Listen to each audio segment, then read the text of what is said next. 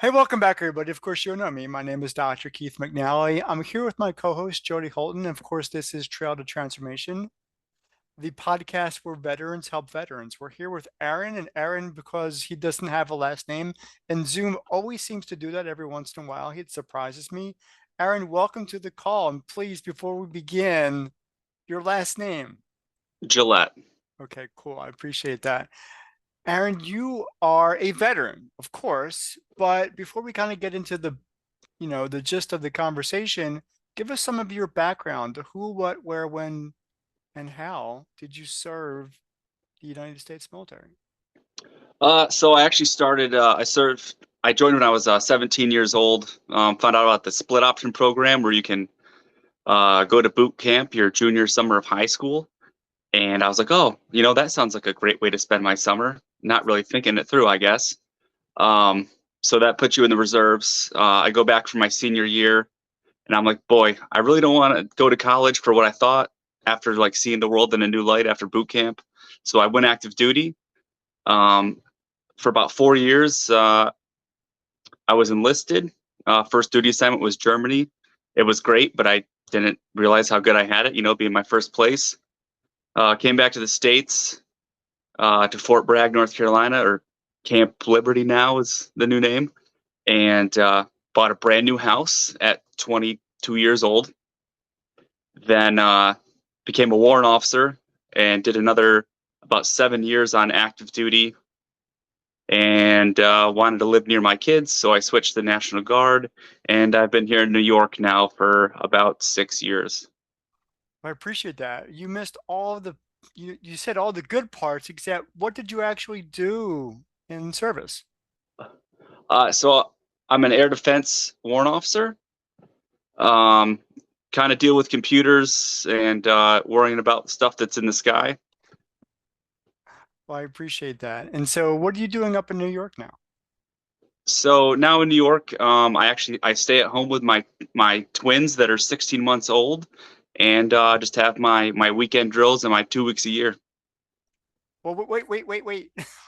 How do you raising twins that are just babies? Don't you have a job? I do not. I own some rental real estate that I bought during COVID. I got a lot of the ugly ducklings that no one was really putting offers in on, so I never had bidding wars or anything crazy like that happen.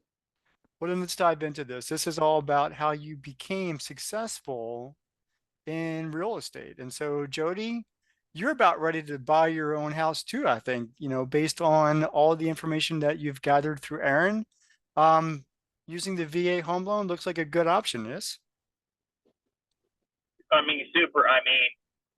If zero money's down, 2% interest rate, uh, and turn that around into like an investment, which is perfect for our, getting all this disability money and retired, But Chief Gillette really made it work. Well, let's find out how it works. Aaron, how does it work? So your first home was bought with a VA home loan, or It did you was, go yep, conventional? VA home loan. I'm 21 years old, I think, maybe 22, going to leave Germany, and so I started looking for houses to buy because I didn't want to rent when I came back.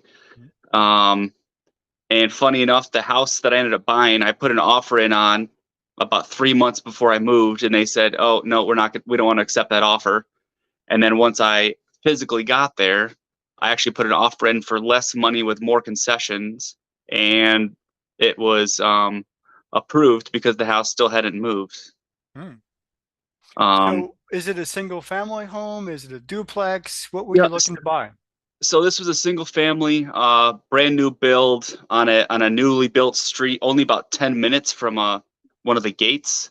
So a highly desirable location. Only having to take 10 minutes to get to the gate, because I don't want to drive for 40 minutes to get to work. Um, and at the time, wasn't really planning that it was going to be an investment property as much as just a nice place to live. Not knowing that I was only going to live in it for 4 months and then get new orders to move to Korea. So I became an accidental landlord at that point. Well, how does that work? Because my understanding with the VA home loan is you have to actually occupy the house that you bought with that loan. Yes? No? Am I So wrong? I think the verbiage, not don't take its word for word, but you have to plan on occupying the home for 1 year. Okay. But it won't be held against you if you got new orders the day after you signed your papers or anything like that. So it's only really mortgage fraud if you had new orders before you closed and didn't tell them that something like that was happening. Isn't it the intent to live there, but only up to for a year, right? Yeah, intent to live there for up to a year. But again, things happen. It could even be something if you got stationed on the opposite side of a very large base and now your house is 45, 50 minutes drive each way, and you're like, well, I want to move, to the other side of the base. Even that's like an excusable sort of reason to move. But you held on to this property. You held on to it because you were moving to another part of the world, basically, and you were able to rent it out. Yes? Yes. Yep. And at the time, I didn't know. I only asked for like $50 over what my mortgage was.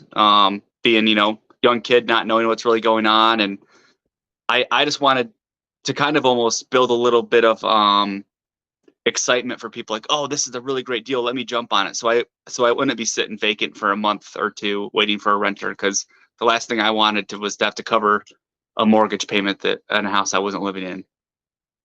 And but finding good people, let me qualify that. Finding good people to rent out your home, was that challenging? Because there are companies that actually do that. So taking that task on yourself So was a big risk. I did hire a property manager. It's not something I wanted to take on myself. um the normal 10% of the rent went to them, and they found okay tenants. No one destroyed the place. I had one lady move in, seemed really great on paper, but a few months in, her husband got deployed. She started doing small things to the house to like get maintenance calls out there, hoping just to be able to break her lease, saying, "Oh, well, this, that, and that keeps happening. I don't feel safe with my kids." And so we just kind of said, "Hey, we know your husband deployed. The house is literally, I don't, 20 months old at that point, so it's not like uh, all these things could be happening all the time." So I said, "Hey, I don't have a problem with you just breaking your lease so we can get you, on base where you feel better." And then after that, smooth sailing until I sold it. Oh, so you did sell that house. I did. I sold it in 2019. Okay. So prior to COVID, which is probably a good idea, even though we didn't know that was coming. And your second house with the VA home loan? So fast forward, came to the National Guard. The first house I bought was a foreclosure. Bought that with cash. And then as COVID's kind of happening and interest rates are crazy low, like 1.9 to 3%, depending on what your credit score and stuff was. A house about half a mile from where I was living in a new neighborhood popped up for sale. And I was like, well, let me go look at it. I'll put an offer in. They wanted 224.9. I offered 225.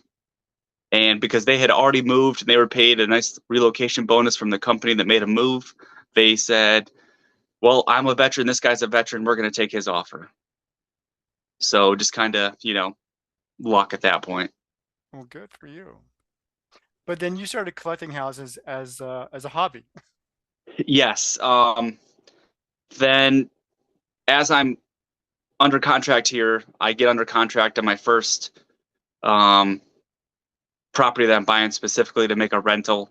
But I couldn't really move forward with that until this house closed, because it would kind of raise a flag for the mortgage company. So pretty much right after I closed on my house, mid-September, I closed on that one, I believe like 1 October. And then But not with the VA. no, with that, I did a DSCR loan, a debt to service credit ratio. Okay. And so that pretty much, those go off of, actually, my apologies. Nope, that one I technically bought in cash. with a home equity line of credit amount that I had on that other foreclosure I was living in prior to the house I'm in now. And it's kind of crazy, but because I bought that first house in cash, I owed nothing on it, and they said, "Hey, we think it's worth 100,000. We'll give you a line of credit of 90,000." So I used quote unquote cash to buy that property for 65,000. And then after I fixed it up, got a renter in it, I went back to the bank, said, "Hey, I've got someone in here. Everything's fixed up. Here's all the pictures." They said, "Okay, let's do an appraisal." It appraised at 115, so I could cash out 85% of that. So $97,000 is how much I got for a loan. So I paid off the roughly 90,000 I had used in HELOC money, and then actually pocketed 7,000. So It sounds like you are learning the ropes here. And so are you coaching people or coaching veterans on how to do this, or are you just kind of doing this for your own gig here? so I do try to talk to other veterans and just friends in general about this and kind of how it can snowball. But a lot of them, they just don't want to budge. They want to kind of do this normal thing that everyone else is doing around them and not rock the boat. I just didn't want to, follow the crowd. But wait a second, Jody tells me you've got quite a number of houses at this point, a lot of them being occupied by tenants, yes? Yeah, I have 27 total doors over 8 properties. Wow. Talk to us about how that works. And you can't possibly be the property manager for all of them, are you? So I do self-manage right now and fix about 99% of everything. A septic pump went bad the other day. I called the septic company for that. I didn't want to, play in that pit of nastiness. That sounds reasonable. But yeah, I kind of it started to snowball, like I said at the beginning, just buying the ugly ducklings. When interest rates are really low, my rates were anywhere from 4.35% to 4.55, just because they were DSCR loans, and those are they're a little bit above if you were buying your primary home. But during COVID, those rates were so low that now those are 7.5%, 8% that people are paying. And those are all 15 to 20% down, depending on the condition of the property. So I was kind of just snowballing any money that I was making from the rentals into, finding more properties. Well, you've got Jody's interest peaked really high about how this is going to work. He seems to want to do this now. Jody, what's your motivation here? Well, one, because I keep on seeing housing prices go up, and since with the VA home loan, we don't have to put any money down, right? And since I can hop on a space-age flight now, I go to a military base, and I talked to Aaron about this before, or get a house around a university where it has like a duplex or a triplex, right? Multiple doors, as Aaron likes to say. And I can live in one and rent out the rest by University of Michigan or Fort Liberty or University of Miami. Well, wait a second. Before you continue, I thought the VA home loan was only for single family dwellings. Am I wrong? It's up to a 4-unit property. Really? Yes. So, Jody, you got a good idea there. Well, and asking and talking to Aaron about it, you can find, like he found those foreclosures, right? I know in Michigan or even down in around Fort Liberty, right? I can find a big house and rent them out to officers or soldiers going to school. Like I'm at a schoolhouse now, and they cycle in soldiers and universities. I know, Aaron, I don't know how you feel about university students, but they've got money and it seems like a good opportunity. Well, I know I've been to school a couple of times, Aaron. It sounds like you've been to school as well. And so they do get housing monies. So even if you're a freshman, well, not necessarily a freshman, but sophomore through senior, you do get housing monies, so it quite easily can be a moneymaker. Absolutely.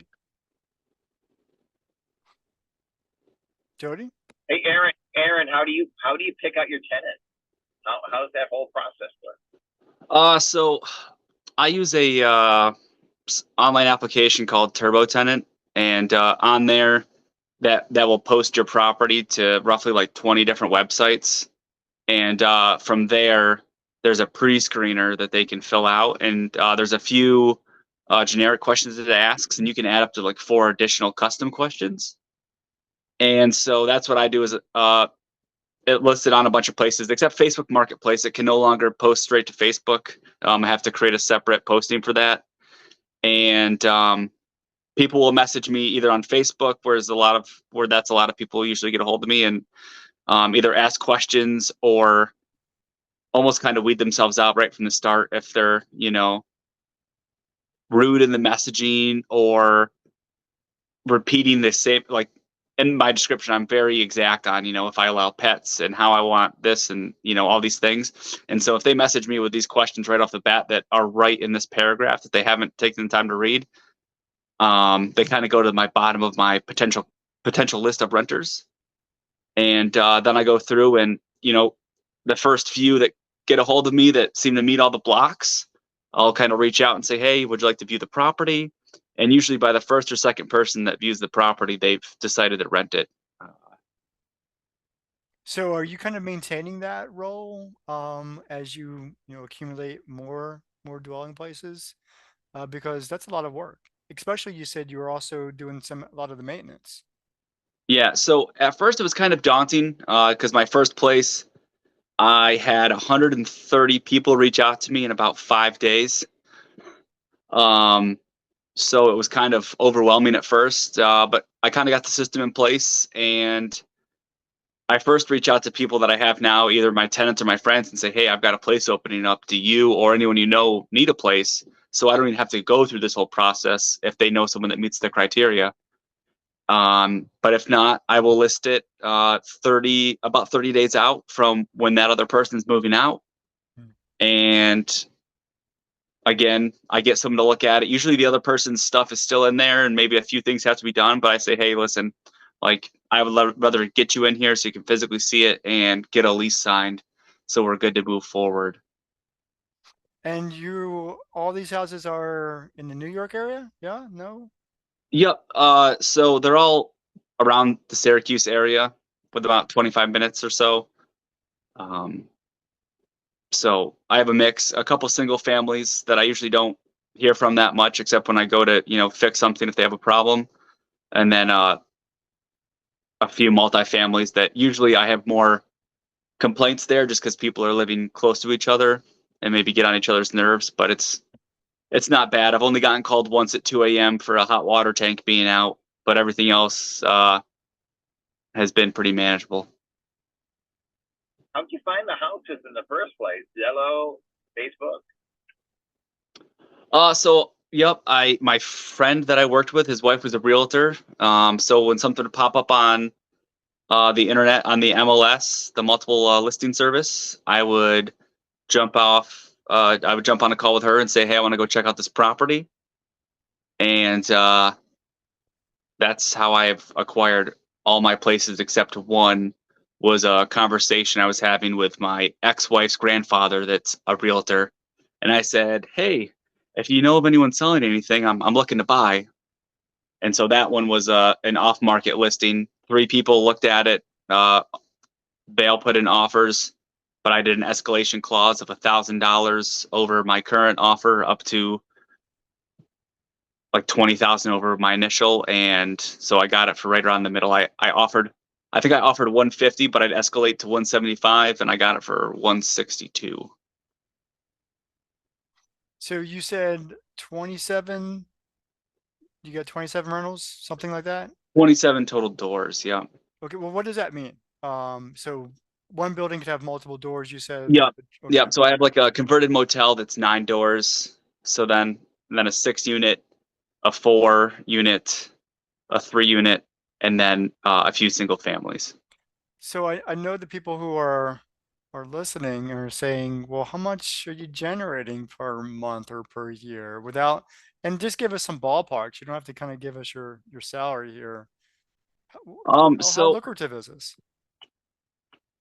again, buying during COVID was a great time to buy. I'm not driving around in a brand new flashy car or, taking first class trips anywhere. But I'm definitely able to pay my bills and stay at home with my twins without having to go to a normal job. So, but I also don't keep up with the Joneses though. So that's a big thing. Like everyone in my neighborhood's driving a new car, bought a bunch of stuff during COVID, maybe did huge renovations on their house. I bought a used minivan for $9,000 in cash. So, Which is all good. I mean, your focus is family, and so that's yeah. perfect. No.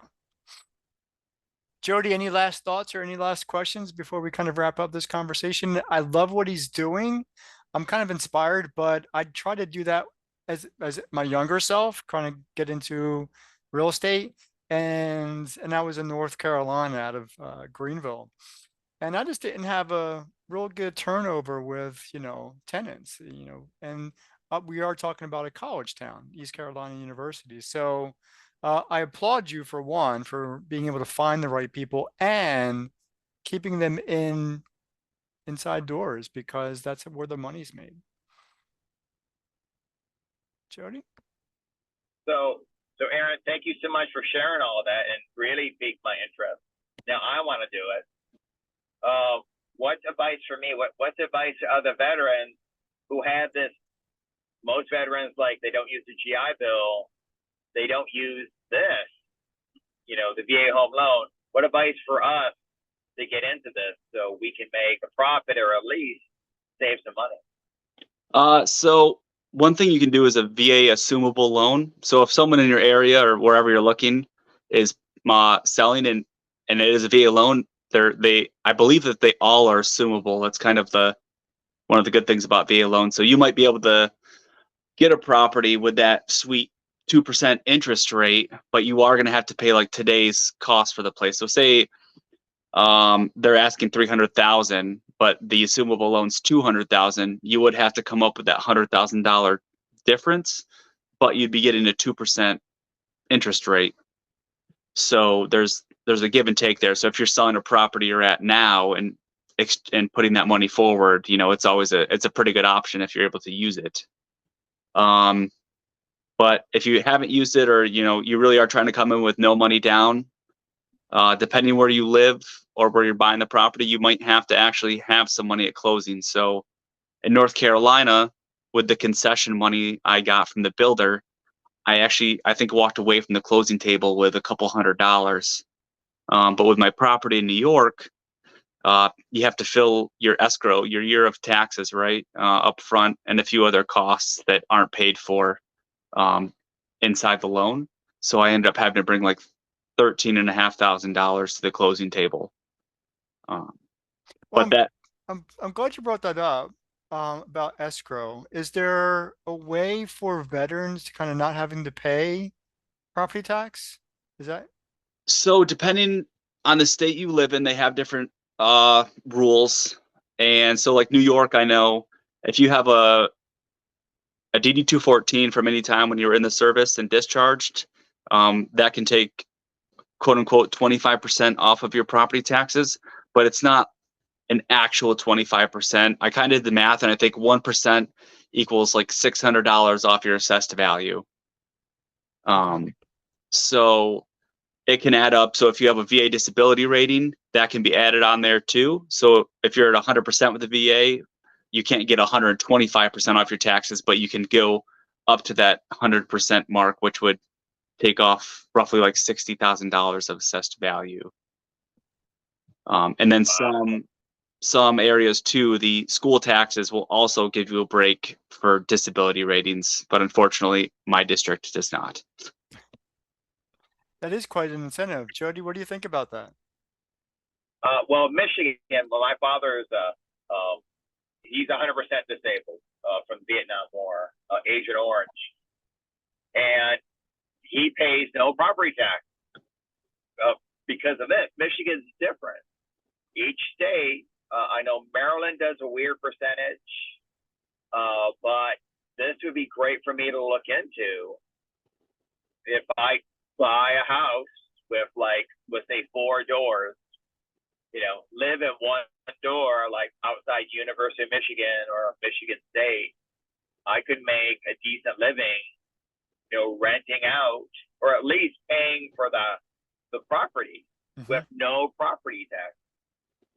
That's a great incentive right there. Really got me thinking.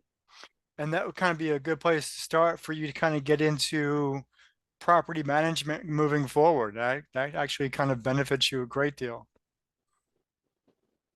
Well, Aaron, I appreciate you joining us on Trail to Transformation. Jody, of course, it's always good to see you.